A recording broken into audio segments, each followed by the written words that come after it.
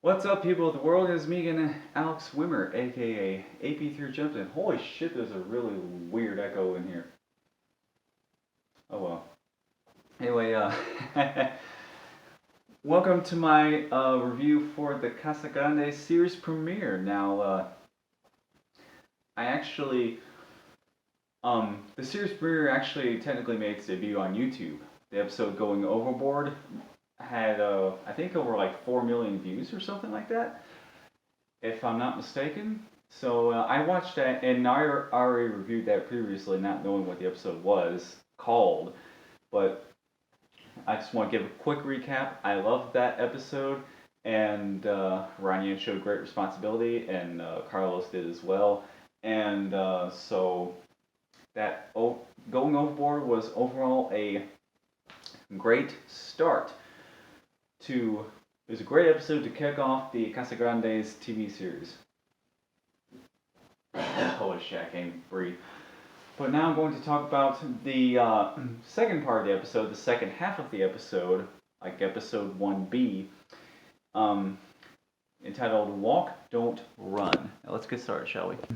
It's funny, I'm wearing my derpy hooves shirt while reviewing a episode from the Loud House universe. So, yeah, I'm just gonna be a little brief with this episode. So also I don't have to worry about running out of battery life because I'm switching back and forth between this camera and Tower's camera.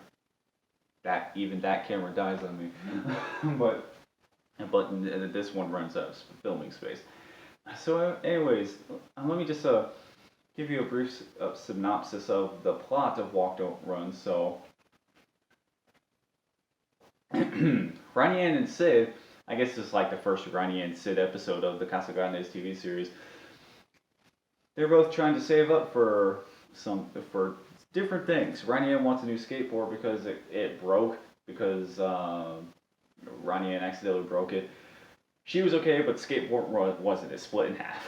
And Sid, she wants to save up for this life-size poster for like the lead singer of their favorite K-pop group known as 12 is Midnight.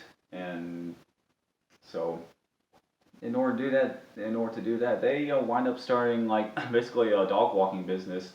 At first they start walking Mr. Nakamura's dog, and then they walk one more dog, and then they do some math, and then they figure out how much money they can acquire in order to save up for the things they want. So they figure the more dogs they walk, the faster they can make money, and the faster they can get the things they want. So that unfortunately leads to a bit of havoc, because what winds up happening is they both bite off more than they can chew, and that doesn't exactly go well for them, because at one point they're walking so many different people's dogs. They're walking like roughly 10 dogs at the same time, and that doesn't go very well. And long story short, they wind up.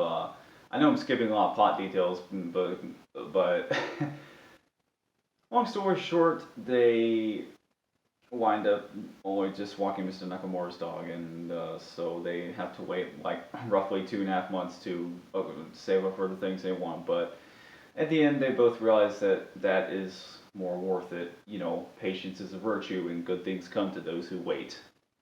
I learned that. I learned that quite early in life, and it's true. And oftentimes, the lesson out of this episode is that, and I know this from personal experience, the longer you wait for something that you want or for something good to happen, I feel like I feel like it feels better to get that thing that you want. It feels better to acquire that waiting longer than if you. My allergies are killing me, and that's why I can't concentrate on what the hell I'm trying to say. And also the weather is changing drastically here. But the point is, the lesson is, and I relate to this a lot because I've dealt with this a lot in life, and I'm sure you guys have too. But the longer you wait on something, the better the payoff is. Like the wait seems more worthwhile because you waited longer. Whereas if you got it sooner, it doesn't feel as satisfying to get that thing. Somehow, for some reason, it always feels more satisfying to get that thing that you've wanted the longer you wait for something, even if it takes like months, years, decades for you to acquire that thing. And yeah, that's basically the lesson. Good things come to those who wait. And yeah, overall, really solid episode. And also want to bring up the apparently the cats. That damn clouder of cats, because apparently a group of cats is known as a clouder. I don't know why, but that damn clouder of black cats seems to be a recurring antagonists for this series, because yeah, they first showed up in Relative Chaos, the first episode in which the Casagrandes family appeared in, actually. So yeah, these damn cats are they seem to be running amok throughout this whole city, and someone needs to stop them.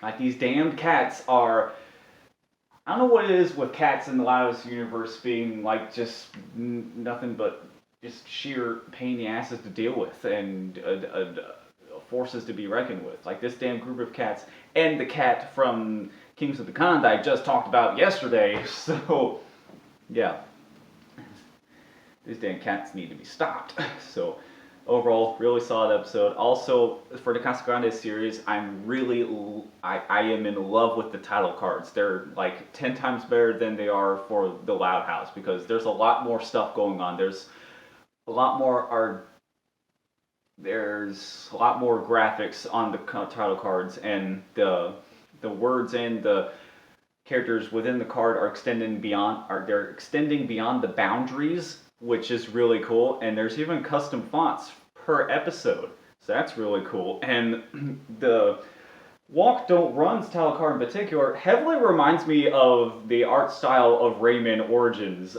and Rayman Legends, honestly. Like, even the way that the Ryan and Sid are drawn, with how overly expressive they are in that, and the way the clatter of cats are grouped together, they're shaped like a creature from Rayman Origins. I don't know if anyone else picked up on that, but that's just me. That's just what that reminds me of. And I feel like the art direction in the Casagrandes is very good as well.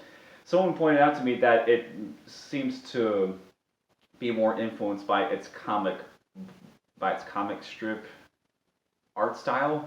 There's more aspects of that in the Casagrandes, even more so than in the Loud House. So yeah, I'm done with this review. If you liked it, then let me know what you thought of it in the comment section below. I'd love to hear your guys' opinions. And if you like this video, then don't forget to subscribe, like the video if you liked it, and ring the bell to be notified of future videos I make. And if there's anything I missed, please let me know. And I would love to hear some constructive criticism from you guys. I would appreciate that. Go easy on me, and be respectful. But I would love. It's always nice to hear constructive criticism every once in a while. So yeah, or whenever I need it. So yeah. Once again, I'm Alex Wimmer, aka AP3Jump. Thank you so much for watching till the end. That is it for me, and I will see you soon. Goodbye. So overall, the Casagrandes is shaping up to be a great spin-off series. Muy bueno. Adios.